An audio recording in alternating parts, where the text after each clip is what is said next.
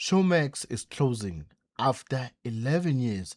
South Africa's homegrown streaming platform is being shut down. MultiChoice confirmed on Thursday, the 5th of March 2026, that it will discontinue the Showmax on demand video streaming service. The decision was made by the Showmax board of directors. The reason given is simple: the losses had become too big to keep carrying. MultiChoice said that substantial annual losses experienced by the Showmax business proved unsustainable. After spending more than 3 billion on the platform, the plug is being pulled. To understand how we got here, you need to go back to where it all started. Showmax launched in South Africa on the 19th of August 2015. It was MultiChoice's answer to the arrival of Netflix on the continent. For the first few years, it operated as a modest but functional streaming service, mixing local South African content with licensed international shows. It had an edge because it understood Africa. It backed bold, authentic local stories that bigger international platforms were not willing to touch. Shows like Catch Me a Killer, Adulting Spinners, Khaki Forever, and Youngings were all Showmax originals. An award-winning South African producer told Variety this week that Showmax was one of the only platforms willing to back stories that were bold and authentic in a market that has traditionally always played things safe. That era is now over. In 2023, MultiChoice decided to go big. The company partnered with American media giant Comcast NBC Universal, which took a 30% stake in a new Showmax joint venture, while MultiChoice retained 70%. The plan was to rebuild the platform from scratch using Peacock technology, the same technology that powers NBC Universal's own streaming services in the United States. Executive made bold promises: the projected 1 billion US dollar in revenue and tens of millions of subscribers. The new Showmax 2.0 launched in February 2024 across 44 African markets with a brand new app, new branding, and a three-tier pricing structure. It looked like a very serious streaming contender, but the numbers that followed told a very different story. For the financial year ended March 2024, Showmax recorded trading losses of 2.6 billion rands. That was already alarming. But instead of improving, the losses got dramatically worse. For the financial year ended March 2025, Showmax trading losses ballooned by 88% to 4.9 billion rands. That is approximately 3.7 million US dollar lost in a single year. Revenue actually declined despite a 44% increase in paying subscribers. The platform's subscriber and revenue targets for 2025 were missed by a wide margin.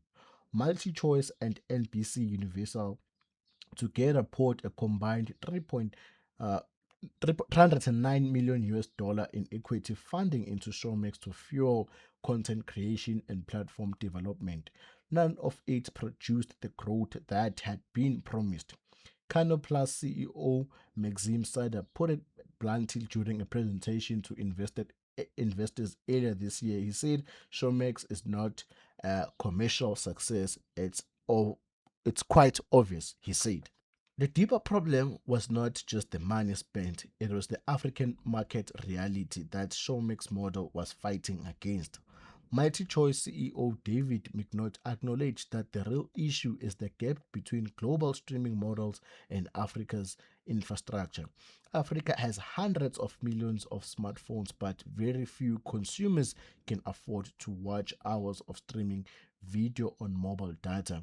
Fiber internet remains scarce, available to only a uh, few people or small fraction of TV owning households. Without cheap and reliable connectivity, the streaming model is almost impossible to scale on the continent. Even Showmax Premier League mobile plan, which was designed to attract budget conscious subscribers, struggled to gain traction.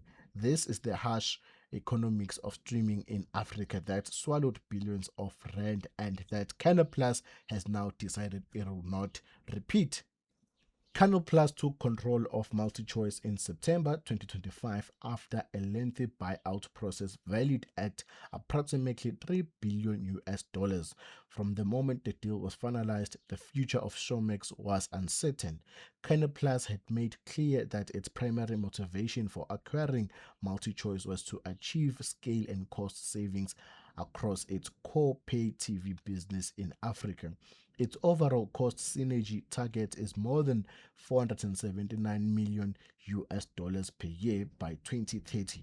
Showmax losses were identified as a major area for cuts. Canal Plus CFO Ahmadine Ferry had described Showmax's losses as a big issue and said they were not acceptable. Canal Plus is now planning to replace Showmax with its own in-house large-scale streaming platform. The group has indicated it wants to create a super app that brings multiple videos together on one platform, with partnerships already in place that could include Apple TV and HBO Max. Further details on what that replacement would look like and when it will arrive will be shared in due course. For current Showmax subscribers, MultiChoice has confirmed there will be no immediate interruption to service. The company told customers directly you can continue streaming as usual and no action is required from you at this time. It added that further details, including timelines and further steps, will be shared well in advance. The shutdown would also not result in any job losses. MultiChoice said it will engage and support employees through various transactions options. Canal Plus had previously committed to not cutting South African staff for 3 years, so savings will come from operational areas rather than retrenchments. That is a small but meaningful relief in a story that has a very few bright spots for South Africa's creative and technology sectors. The impact on South Africa's entertainment industry is significant. Showmax was not just a streaming service. It was a commissioning platform for local filmmakers, writers, directors, and producers who had nowhere else to take their most ambitious work. The South African filmmaker spoke to Variety this week, captured the mood of the industry. He said losing Showmax is a huge blow to the local industry and audiences, with Canal Plus giving us very little to hope that they will fill that gap with anything of value. He was not alone in that view. The closure of Showmax comes against a broader backdrop of global streaming platforms retreating from African original content. Amazon MGM Studios stopped commissioning local African content in January 2024. Now Showmax is gone too. The spaces where South African stories could be told boldly and at a scale are shrinking. MultiChoice itself is not in a strong position going into this next chapter. The group lost 2.8 million linear TV subscribers over the past 2 years. Its active customer base has fallen to 14.5 million. The company has blamed a severely stressed consumer environment, foreign exchange volatility, intense competition from global streamers, and rampant piracy for its declining revenue. DStv has frozen its prices for 2026 in an attempt to win back lost viewers. Canal Plus will release its first set of combined financial results from the 11th of March, where more detail on the streaming strategy going forward is expected. What South Africans are watching for is whether the replacement of the platform Canal Plus builds will serve African audiences and African storytellers as Showmax as its best once did. That answer would not come quickly, but the 11th of March results presentation will be the next significant moment in this story.